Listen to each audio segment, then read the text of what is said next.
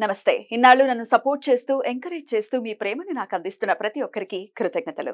అలాగే ఈ వీడియో కూడా ఖచ్చితంగా మీకు ఉపయోగపడుతుంది. లైక్, షేర్ అండ్ సబ్స్క్రైబ్ చేసి మీ సపోర్ట్‌ని నాకు అందించండి. అలాగే ఈ వీడియో పట్ల మీకున్న అభిప్రాయాన్ని కామెంట్ సెక్షన్‌లో కామెంట్ చేసి తెలియజేయండి.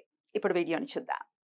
నమస్తే, వెల్కమ్ టు అవర్ ఛానల్. నేను పద్మిని. ప్రస్తుతంతో పాటు ప్రముఖ ఆస్ట్రాలజర్, హస్త సాముద్రిక నిపుణులు, అలాగే దుర్గా ఉపాసకురాలు శ్రీమతి పద్మశ్రీ గారు మనతో పాటు ఉన్నారు. మాట్లాడదాం. పద్మశ్రీ గారు నమస్తే. నమస్తే అమ్మా.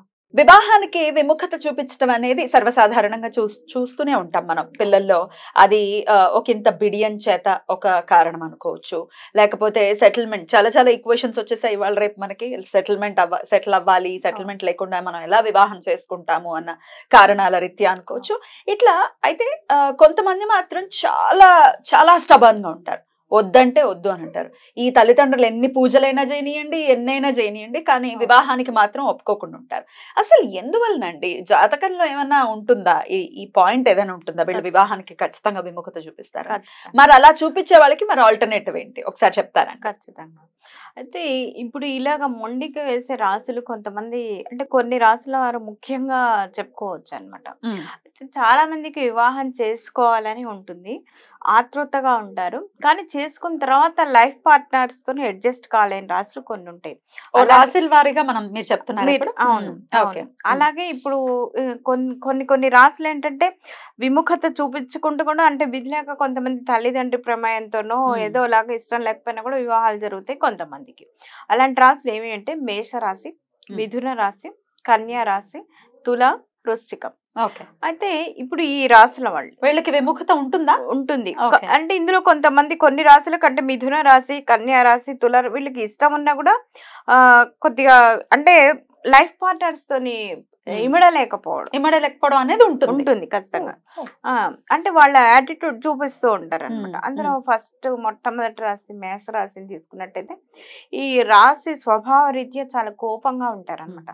చాలా చాలా ఉద్రేకపూరితమైనటువంటి స్వభావం కలిగి ఉంటారు వీరు ఎవరితోనైనా సరే.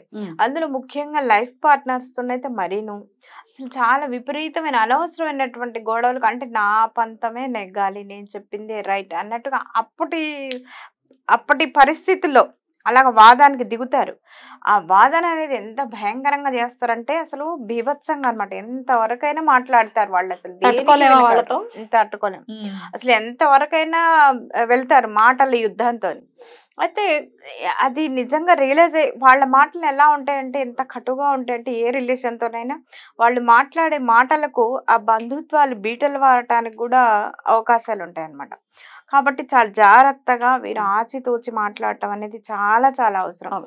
అయితే వాళ్ళు ఏం చేస్తారు, ఇప్పుడు మాట్లాడి వెంటనే కొద్దిసేపటికి అది మర్చిపోతారు. వాళ్ళు మాట్లాడిన మాటలు వారు మర్చిపోతారు. అవతల వాళ్ళని బీటలో చెప్తున్నాను కదా, చాలా స్ట్రగుల్ అయిపోతారు. మనసు ఒక రకంగా గాయపడుతుంది కదా. ఇంకోటి ఏంటంటే వాళ్ళు నెక్స్ట్ టైమ్ లో సారీ చెప్పి కాళ్ళు పట్టుకోవడానికైనా కూడా సిద్ధపడతారు అనమాట. వాళ్ళు రెండింటికి సిద్ధమే. అందితే జుట్టు, అందకపోతే కాళ్ళు అన్న రీతిలో ఉంటారనమాట వీళ్ళు. కాబట్టి వీరికి నేను ఇచ్చే సలహా ఏంటంటే చాలా జాగ్రత్తగా ఆచితూచి మాట్లాడేటప్పుడే మంచిగా మాట్లాడినట్టయితే మనస్పర్ధలు రావడానికి అవకాశాలు తక్కువగా ఉంటాయి. కాబట్టి కాస్త జాగ్రత్తగా, ముఖ్యంగా ఏంటంటే లైఫ్ పార్ట్నర్స్ తోని ఎప్పటికీ కూడా అంటే జీవితకాలం కలిసి ఉండేటువంటి బంధం వైవాహిక బంధం కాబట్టి జాగ్రత్తగా ఉండడం అనేది నా సలహా అనమాట. అలాగే మిథున రాశి వాళ్ళు కూడా అంతే. అంటే వాళ్ళ స్వభావం కూడా ద్విస్వభావం. అంటే రెండు, అంటే ఒక ఆడ మగ బొమ్మల, అంటే వాళ్ళు ఇప్పుడు ఆలోచించినటువంటి ఆలోచన మళ్ళీ నెక్స్ట్ నిమిషానికి వాళ్ళకి మారుతూ ఉంటుంది అనమాట. వాళ్ళ ఆలోచన విధానాలు మారుతూ ఉంటాయి. లగ్నం కూడా ఇది వర్తిస్తుంది ఖచ్చితంగా వర్తిస్తుంది. రాశి లగ్నం రెండు కూడా ఇలాంటి స్వభావాలే కలిగి ఉంటారనమాట. అలాగే వీరేంటంటే మిథున రాశి వాళ్ళకి చాలా తెలివితేటలు, అపారమైనటువంటి తెలివితేటలు. ఒకే రంగం కాకుండా రకరకాల రంగాలు, అంటే 2-3 విషయాల్లో వీళ్ళు నేర్చుకోవడానికి కానీ అటు సంపాదన పరంగా కూడా పరిగెత్తుతూ ఉంటారనమాట. ఇప్పుడు ఒక వ్యాపారం ఉందనుకోండి, ఆ ఒక్క వ్యాపారంతో వీళ్ళు అడ్జస్ట్ కాలేరు, సాటిస్ఫై అవ్వలేరు. అలాగే ఇంకో 2, 3 చూసుకుంటారు. దానివల్ల ఏమవుతుందంటే సమయాభావం చాలా తక్కువగా ఉంటుంది. బిజీగా ఉండటం వల్ల కూడా వీళ్ళేంటంటే లైఫ్ పార్ట్నర్‌కి అంత టైం ఇవ్వకపోవడం కూడా వీళ్ళలో ఉన్న మైనస్‌గా చెప్పుకోవచ్చు. అలాగే ఉన్న సమయాన్నైనా వీళ్ళు ఏమనుకుంటారు, ఎదుటి వాళ్ళే వీళ్ళని అర్థం చేసుకోవాలి. వీళ్ళు ఎంత బాధలో ఉన్నారు, ఏం కోరుకుంటున్నారనేది ఎదుటి వాళ్ళే వీళ్ళని అర్థం చేసుకోవాలనేటువంటి ఆలోచన ధోరణితోని ఈ మిథున రాశి వాళ్ళు ఉంటారు. కాబట్టి చాలా జాగ్రత్తగా, అంటే 2 వైపులా అన్యోన్యత పరంగా అయితే, అర్థం చేసుకునే తత్వం పరంగా అయితే ఇద్దరు కూడా ఒక ఇదిలో ఉంటేనే కదండి వాళ్ళు ఒక అడుగు వేయాలి, వీళ్ళు ఒక అంతేగాని ఒకళ్ళని ఇలాగే కూర్చుంటాను నా వైపుకి నువ్వే రావాలి అంటే అది ఇంపాసిబుల్. అది అసలు ఎవరో ఒకసారి ఒకళ్ళు తగ్గుతారు, ఒకసారి ఒకళ్ళు తగ్గాలి. కానీ ఈ మిథున రాశి వాళ్ళు ఏమనుకుంటారంటే నన్నే అర్థం చేసుకోవాలి, నా వైపుకే రావాలి అన్నటువంటి స్వభావంతో వీళ్ళు ఉంటారు. కాబట్టి కాస్త వీళ్ళకి కూడా విభేదాలు రావడానికి అవకాశాలు ఎక్కువగా ఉంటాయి. కాబట్టి వీరి ఆలోచన కూడా ధోరణి కూడా మార్చుకుంటూ కాస్త, అంటే అవతల వాళ్ళు కూడా మనుషులే, వాళ్ళకి కొంత మనస్తత్వ రీత్యా కొన్ని కోరికలు, కొన్ని ఇబ్బందులు, కొన్ని అవసరాలు ఉంటాయి అనేది గ్రహించుకొని వీరు సంసారం సజీవంగా సాగించుకున్నట్టయితే వీరి జీవితం కూడా అద్భుతంగా ఉంటుంది అనేది నా సలహా. అలాగే నెక్స్ట్ కన్యా రాశి వాళ్ళు. కన్యా రాశి వాళ్ళు కూడా అంతే, మళ్ళీ ద్విస్వభావం, అంతే ద్విస్వభావమే. వీళ్ళు కూడా అంతే సేమ్ ఉంటారు. ఇంకోటి ఏంటంటే కన్యా రాశిలో వీళ్ళు కాస్త సున్నిత మనస్తత్వం అంటారు అనమాట. అయితే వీళ్ళేంటి అక్కడ సుపీరియారిటీ ఉంటే ఇక్కడ ఇన్ఫీరియారిటీ ఫీలింగ్ అనమాట. వీళ్ళు నన్ను పట్టించుకోవట్లేదు, నన్నేదో తక్కువ చేస్తున్నారు, నా మీద అసలు శ్రద్ధ లేదు, వీళ్ళకి ఇంట్రెస్ట్ లేదు అన్న రీత్యా వీళ్ళ ఆలోచన ధోరణి అనేది వీళ్ళకి వెళ్తూ ఉంటుంది అనమాట. అది కూడా సుపీరియారిటీ అని రెండు ఇబ్బందికరమైనటువంటి ఆలోచన విధానం, రెండు కూడా సరైన విధానం కాదని చెప్తాను నేను. అయితే వీళ్ళు కన్యా రాశి వాళ్ళు కూడా కాస్త అంటే ప్రస్తుత పరిస్థితిని అర్థం చేసుకుంటూ, అంటే కాలమాన పరిస్థితి కూడా మనస్తత్వం కూడా పెంచుకుంటూ, అంటే ఆలోచన విధానం కాస్త పెంచుకోవాలి. ఇప్పుడు సున్నితంగా అలాగే ఉండటం అనేది అంత కరెక్ట్ కాదు. అందులో ఇప్పుడు ఉన్నటువంటి స్పీడ్ యుగంలో బ్రాడ్ గా ఆలోచించాలి, స్ట్రాంగ్ గా ఉండాలి. ఇప్పుడు జాతకం కూడా ఏం చెప్తాం, ఒక సూచన సలహా, ఇప్పుడు మీకు ఇలా ఉండబోతుంది, ఇండికేషన్ అంతే, దాని ప్రకారంగా నడుచుకుంటూ వెళ్ళాలి. ఏ రాశుల వాళ్ళకి ఏ స్వభావం ఉంటుంది అని చెప్తాం. కాబట్టి ఏమేమి తినొచ్చు, ఏమేమి తినకూడదు, ఉష్ణతత్వం, శీతలతత్వం ఇలా ఉంటుంది, జలతత్వం, ఇలా ఒక్కొక్క రాశికి ఒక్కొక్క స్వభావం ఉంటుంది. కాబట్టి ఆ సలహాలు సూచనలు పాటించుకుంటూ వెళ్ళినట్టయితే అద్భుతంగా ఉంటుంది అన్నమాట. అంటే వీరికి కూడా ఇచ్చే సలహా అది, జాగ్రత్తగా మెంటల్ గా స్ట్రాంగ్ అవుతూ అవతల వాళ్ళ అర్థం చేసుకోకపోయినా మీరు ఒక అడుగు అవతలకి వెళ్ళైనా సరే వాళ్ళని, అంటే మ్యూచువల్ గా వెళుతూ ఉన్నట్టయితే అద్భుతంగా ఉంటుంది మీ జీవన విధానం అనేది. అంటే వీరికి అలాగే తులారాశి, ఈ తులారాశి వాళ్ళు ఎందుకు అంటే వీళ్ళు ఖచ్చితంగా ఇలాగే ఉండాలి. ఇప్పుడు ఒక గ్లాస్ ఇక్కడ తీసి ఇక్కడ పెట్టాను, అది అక్కడే ఉండాలి. బై మిస్టేక్ పక్కన జరిగిందే అనుకోండి, తెలియదా నీకు ఎన్నిసార్లు చెప్పాలి, ఉంటాయి కాదండి. శుక్రుడు అధిపతి కదా, శుక్రుడు అంటేనే అట్రాక్టివ్ ఉంటుంది. అది అంతే ఉంటుంది విముఖత. ఎందుకంటే వీళ్ళు ఒక పద్ధతిలో వెళ్ళాలి అనుకుంటారు, అవతల వాళ్ళు దానికి కొద్దిగా ఇమ్మడలేరు. అందుకు అక్కడ వస్తుంది కూడా. ఇప్పుడు వీళ్ళు అందంగా ఉంటారు, అందంగా ఉండాలని కూడా కోరుకుంటారు. లైఫ్ పార్ట్నర్ శుభ్రతగా ఉండాలి, శుభ్రతకి ఇంపార్టెన్స్. కాబట్టి ఆ శుభ్రత ఎదుటి వాళ్ళు లేరనుకోండి డిసప్పాయింట్మెంటేగా. అదనమాట ఇక్కడ తులారాశి వాళ్ళలో ఉండేటువంటి లక్షణం. అది కాక తుల అంటేనే తూకం, కరెక్ట్ గా ఉంటారు అన్నమాట వాళ్ళు, బ్యాలెన్సింగ్. ఎదుటి వాళ్ళు కూడా అలాగే ఉండాలి, నేను చెప్పినట్టే ఉండాలి, నాకు నచ్చినట్టే ఉండాలి అనేది, అంటే సిస్టమేటిక్ గా. అంటే ఇంపాసిబుల్ కదా, అన్ని సందర్భాల్లో అది జరగకపోవచ్చు.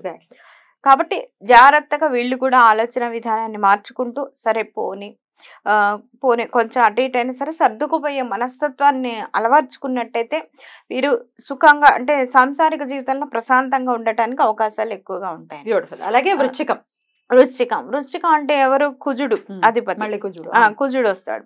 కుజుడు అంటే కోపం, కాస్త కోపం ఎక్కువ అయిన దానికి చిరుబుర్లాడు, అంటే అవతల మేషరాశికి ఏదైతే క్వాలిటీస్ ఉంటాయో అదే వస్తుంది వృశ్చికానికి.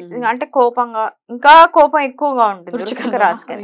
మేషం కన్నా కూడా ఇంకా కొద్దిగా ఒక పాలు ఎక్కువనే చెప్పుకోవాలి. చంద్రుడు మళ్ళీ నీచపడతాడు అందుకని మనసు చంచలంగా ఉంటుంది, మనసు అంత స్ట్రాంగ్ గా ఉండదు. కాబట్టి చాలా జాగ్రత్తగా వీళ్ళు ఎదుటి వాళ్ళని అర్థం చేసుకుని, లేకపోతే ఏమవుతుందంటే వీళ్ళకే ఎక్కువ గందరగోళం ఉంటుంది, వీళ్ళే ఎక్కువ డిసప్పాయింట్ అవ్వడానికి అవకాశం ఎక్కువగా ఉంటుంది. కాబట్టి ఈ వృశ్చిక రాశి వాళ్ళు కూడా జాగ్రత్తగా, ఎందుకంటే చంద్ర బలం కూడా వీళ్ళకి తగ్గుతుంది. కాబట్టి జాగ్రత్తగా ఈ రెమెడీస్ చేసుకుంటూ చంద్రుడికి సంబంధించినటువంటి మనసుని చాలా స్ట్రాంగ్ గా ఉంచుకుంటూ ఎదుటి వాళ్ళు కూడా మనుషులే, వాళ్ళకు కూడా మనస్తత్వం ఉంటుంది అని చెప్పేసి ఒక ప్రశాంతతని ఇంటి వాతావరణాన్ని ఏమంటారంటే దంపతులు ఇద్దరు సుఖంగా లేరనుకోండి, ప్రశాంతంగా లేరనుకోండి, ఇల్లు మొత్తం గందరగోళంగా ఉంటుంది. రైట్. ఇప్పుడు ఆల్రెడీ పెళ్లి అయిపోయిందండి, ఈ రాసుల వాళ్ళకి సంబంధించిన వాళ్ళమే మేము, మా పెళ్లి అయిపోయాయి, మీరు చెప్పిన విధంగానే ఇబ్బందులు అయితే ఉన్నాయి, మరి ఇద్దరికి సఖ్యత పెరగాలంటే ఏం చేయాలంటే ఏం చెప్తారు? అందరికీ కలిపి ఏం చెప్తానంటే ఫస్ట్ చక్కగా ఈ మంగళ స్తోత్రం అంటే కుజ అంగారక స్తోత్రం ఒకటి చదువుకోవాలి, అంటే జీవితాలు అందరుగా. అలాగే శుక్రుడిని ఎక్కువగా ఆరాధిస్తూ ఉండాలి. శుక్ర భగవానుడు కూడా ఈ లైఫ్ పార్ట్నర్స్ ఇద్దరి మధ్య కూడా ఆకర్షణ పెంచడానికి ఎక్కువగా అవకాశం ఉంటుంది. కాబట్టి శుక్రవారం ఉపవాసాలు ఉండటం కానివ్వండి, శుక్రవారం రోజు కొన్ని నియమాలు పాటిస్తాం, అంటే బ్లాక్ కలర్ డ్రెస్లు వేసుకోకపోవడం, బ్లాక్ ని అవాయిడ్ చేయడం, దాదాపుగా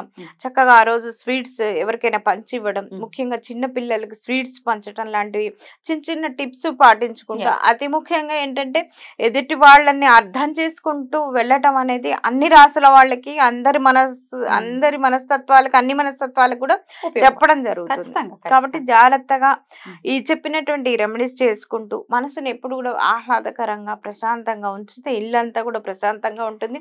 దంపతులు ఇద్దరు కూడా హాయిగా సుఖంగా ఉండడానికి అవకాశాలు ఉంటాయి అన్నమాట. ఇప్పుడు ఆల్రెడీ పెళ్లికి సిద్ధంగా ఉన్నటువంటి యువత ఉండవచ్చు, వారి తల్లిదండ్రులు ఇబ్బంది పడుతుంటారు, మాకు పెళ్ళొద్దు అని, మరి వాళ్ళకి ఏదైనా రెమెడీ ఉందా? వాళ్ళకి ఏంటంటే అమ్మా జాతకాలు చూపించుకుంటాం ది బెస్ట్ రెమెడీ. జాతకం చూపించుకుంటే అసలు వీళ్ళు ఏ గ్రహ దోషాల వల్ల వీరు ఇంట్లో విముఖత చూపిస్తున్నారు, అంటే కొన్ని గ్రహాల రాసి ఇంపాక్ట్ ఉంది, ఇంకాస్త లగ్నం నుంచి కానీ లేకపోతే అసలు చూపించుకొని ది బెస్ట్ రెమెడీ అనేది చేసుకుంటే బాగుంటుంది. వివాహం అయిన తర్వాత అయినా కూడా వీళ్ళు ప్రశాంతంగా ఉండగలుగుతారు. వీళ్ళు ప్రశాంతంగా ఉంటేనే పాపం తల్లిదండ్రులు, అమ్మాయి తరఫు వాళ్ళైనా అబ్బాయి తరఫు వాళ్ళైనా వీళ్ళు ప్రశాంతంగా ఉన్నారంటేనే రెండు కుటుంబాలు కూడా ప్రశాంతంగా ఉండగలుగుతారు అనమాట. ఖచ్చితంగా అలా ఉండాలి. వైవాహిక బంధం అనేది చాలా చాలా పటిష్టంగా ఉండాలి. ఎందుకంటే ఏదో 1-2 ఏళ్లకు సంబంధించినటువంటి విషయం కాదు, జీవితాంతం కలిసి ఉండాలి, ఆ భార్య భర్త సఖ్యంగా ఉండాలి ప్రతి ఒక్కరు అని మనస్ఫూర్తిగా కోరుకుంటూ చాలా చక్కటి విషయాన్ని తెలియజేశారు. స్మార్ట్ రెమెడీస్ గా చిన్న చిన్న టిప్స్ కూడా తెలియజేశారు, కాబట్టి అవి పాటించుకుంటూ ఈశ్వరానుగ్రహంతో అందరూ బాగుండాలని మనస్ఫూర్తిగా కోరుకుంటూ థ్యాంక్ యూ అండి. నమస్తే.